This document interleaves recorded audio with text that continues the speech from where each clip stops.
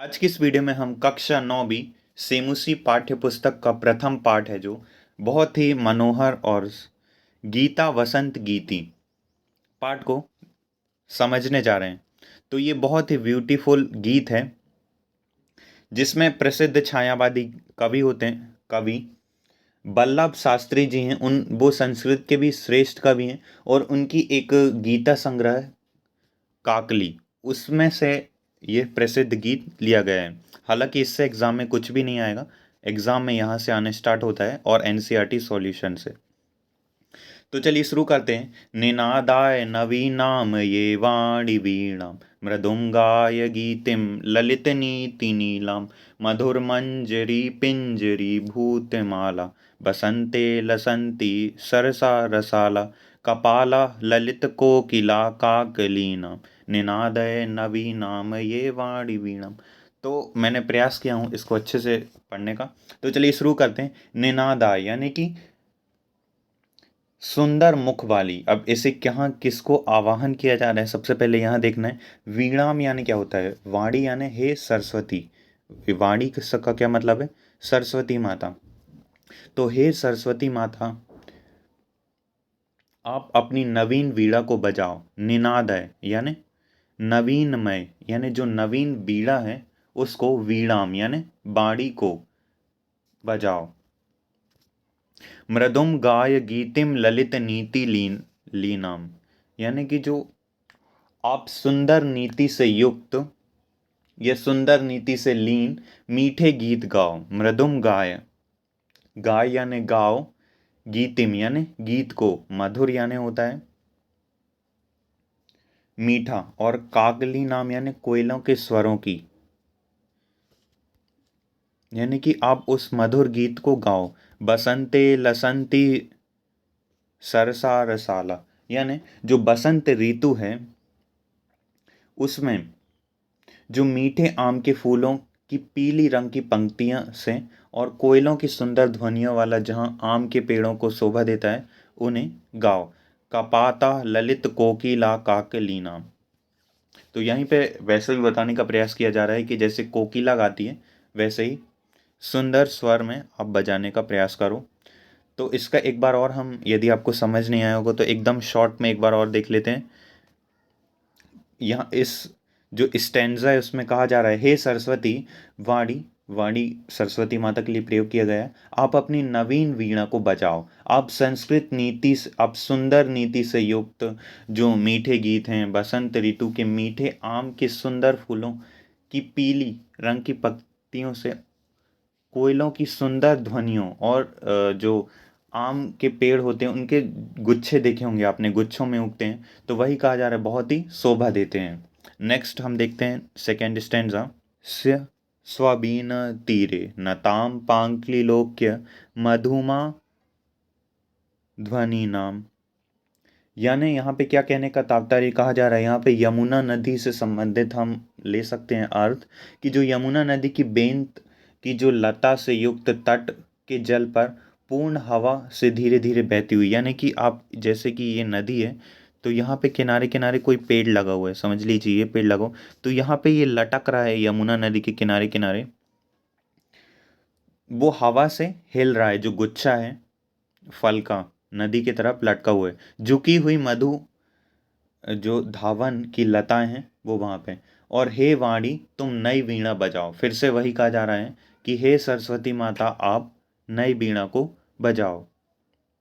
ललित पल्लवे पादुबे पुंज पुष्प पुंजे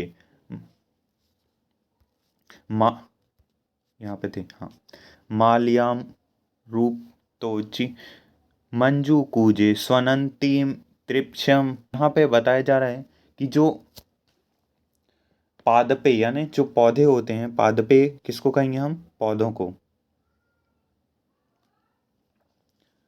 और जो ललीनाम, जैसा कि मैंने आपको अभी बताया, ललीनाम यानी होता है, कहाँ गया वो, हाँ, ललीनाम यानी काले रंग के, आलम नीन, आली नाम यानी भौरों को, यहाँ से शुरू होगा, संधि हुई है, आलम लीनाम। ततीम यानी पंक्ति को, प्रेक्ष भैरों, भौरों की जो काले रंग की पंक्ति, सलीलम, तवाण्य वीणा मदीनाम नदीनाम निनादय नवी वाणी ये वाणी वीणाम। यानी यहाँ पे क्या तय या यहाँ पे कहने का क्या तात्पर्य कि लता नाम यानी क्या होता है, बालों की या बालों के, निरंतरम यानी पूरी तरह से लगातार निरंतर, सुषम यानी फूल, सुषम यानी फूल होता है। देखो आप सुषम भी लिख सकते हो, पुष्प भी लिख सकते हो, फूल भी लिख सकते हो, कुछ भी बोल सकते हो संस्कृत में, हालांकि सुषम और पुष्प का ही प्रयोग किया जाना चाहिए। नेक्स्ट है चलित यानी हिलने लगे, तव यानी होता है तुम्हारा, तव यानी क्या होता है तुम्हारा। नेक्स्ट है आकर्ण्य, आकर्ण्य यानी यहाँ पे लिखा है तव धन आकर्ण्य, यहाँ दो शब्दों की संधि हुई है, तव धन आकर्ण्य। तो आकर्ण्य यानी होता है तुम्हारी, आकर्ण्य यानी सुनकर, वीणाम यानी प्रतीत होता है। तो यहाँ पे कहने का क्या तात्पर्य, आप शब्दार्थ समझ गए, अब इसका भावार्थ समझिए। तो हम इसका भावार्थ ले सकते हैं कि हे वाणी, यानी फिर से यहाँ पे जैसे कि सभी स्टैंजा में लेखक ने आवाहन किया है कि ऐसी वीणा बजाओ कि तुम्हारी जो तेजस्विनी वाणी को सुनकर जो लताओं से पूर्ण शांत रहने वाली जो फूल, जो जैसे कि मैंने आपको पहले बताया ये जो लटकी हुई हैं, वो एकदम नदियों से सुंदर जल क्रीड़ा हो जाएं, उछलने लगे, ऐसी वीणा बजाओ। तो लेखक उन्हें आवाहन कर रहे हैं। तो चलिए हम अब एनसीईआरटी सॉल्यूशन देख लेते हैं। कवि का संबोध्यति, तो जो कवि है वो किसको संबोधित कर रहा है, तो हमने सारे स्टैंजा, जितने भी स्टैंजा दिए हुए हैं उन सभी में यही देखा है कि जो कवि है वो किसको संबोधित कर रहा है। तो आप सभी समझ गए होंगे जो वीणा वाणी है, तो कवि वीणा पणिम वीणाम निनादिय तुम कथयति, तो वो क्या कह रहा है कि हे वाणी वीणा, हे सरस्वती माँ आप नई वीणा को बजाओ। कवि कह वाद्य तुम वाणी प्रार्थयति, तो कवि कैसी वाणी, मधुर मंजरी पिंजरी भूतमाला। देखिए आपको यहाँ से ही लिख लेना है आंसर कि जो कवि है वो कह रहा है कि मधुर मंजरी पिंजरी भूतमाला रसा सरसा रसाला की वाणी की बात कर रहा है। तो आप इसे लिख सकते हैं क्रीदशी वीणा निनादे तुम प्रार्थयति, तो कितनी बार वीणा बजाने को बोल रहे हैं, तो हमने देखा कि बार बार। तो आप लिख सकते हैं सरस्वत्याः वीणा श्रुत्वा लताम निनंतनम, यानी लगातार जो है वो वीणा बजाने को कह रहा है। अब देखते हैं हम यहाँ पे कुछ स्तंभ दिए हुए, स्तंभ यानी यहाँ पे मेल करने का कहा गया है। तो चलिए हम मेल कर लेते हैं। सरस्वती का अभी हमने मतलब देखा, सरस्वती यानी क्या होता है वाणी, यहाँ पे मैंने आपको बताया पहले ही कि सरस्वती यानी क्या होता है वाणी। तो आप इसको आप भी मैच करते जाएंगे तो ज़्यादा सही रहेगा।